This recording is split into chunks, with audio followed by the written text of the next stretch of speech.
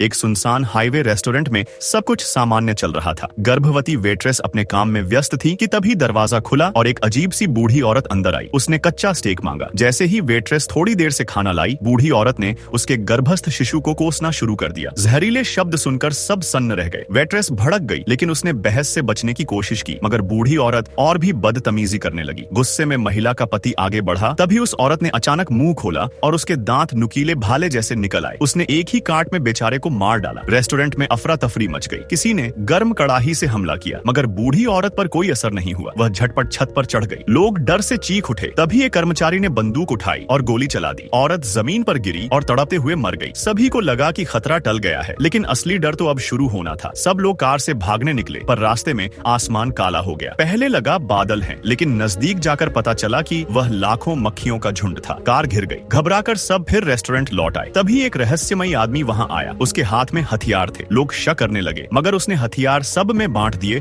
और चेतावनी दी, एक भयानक लड़ाई आने वाली है, खिड़कियां बंद कर लो और तैयार हो जाओ। कुछ ही देर बाद बिजली चली गई। तभी दूर से आइसक्रीम वैन का संगीत सुनाई दिया। लोग छत पर गए तो देखा एक पुरानी वैन धीरे धीरे उनकी ओर आ रही थी। ड्राइवर बाहर निकला, लेकिन उसकी चाल अजीब थी, मानो इंसान न होकर कोई दैत्य हो। रेस्टोरेंट के अंदर बैठे लोग दहशत में आ गए। तभी गोलियां चली और ड्राइवर गिर पड़ा। पर इसके साथ ही दूर दूर से दर्जनों आइसक्रीम वैनें आती दिखी। उनमें से औरतें, बूढ़े, बच्चे उतरते गए। दिखने में सामान्य, मगर असल में राक्षसी प्राणी। मिलर, वही रहस्यमयी आदमी, ने आदेश दिया, गोली चलाओ। गोलियों की गूंज से रात भर रेस्टोरेंट कांपता रहा। कई दानव गिरे, कई गाड़ियां पलट गईं, लेकिन भीड़ कम होने का नाम नहीं ले रही थी। अचानक खिड़की टूटी और एक दैत्य अंदर घुस आया। उसने एक आदमी को पकड़कर खींच लिया। गर्भवती औरत भी फंस गई, मगर मिलर ने तलवार से राक्षस का हाथ काट दिया और उसे बचा लिया। पर वह आदमी वहीं मारा गया। इस बीच रेस्टोरेंट मालिक ने मिलर से सच्चाई पूछी। उसने कहा, ये भगवान के भेजे हुए फरिश्ते हैं जो मानवता को मिटाने आए हैं, लेकिन यह बच्चा यही आखिरी उम्मीद है। अगर यह जिंदा रहा तो इंसानियत भी जिंदा रहेगी। बात सुनकर सब सन्न रह गए। बाहर हजारों दैत्य जमा थे। अंदर प्रसव पीड़ा में तड़पती कैली का चीखना सुनाई दे रहा था। बिजली कौंधी, दरवाजे हिलने लगे, मगर जैसे ही बच्चे की किलकारी गूंजी, बाहर का शोर थम गया। राक्षस पीछे हट गए। मिलर ने राहत की सांस ली, मगर कहा, अभी असली परीक्षा बाकी है। और सचमुच तभी स्वर्ग से एक और शक्तिशाली फरिश्ता उतरा। वह बच्चे को छीनने आया था। उसकी ताकत गोलियों और बमों से भी परे थी। मिलर ने सभी से कहा, भागो, बच्चे को लेकर तुरंत निकलो, मैं यहीं आखिरी लड़ाई लड़ूंगा। उस पल सभी को समझ आ गया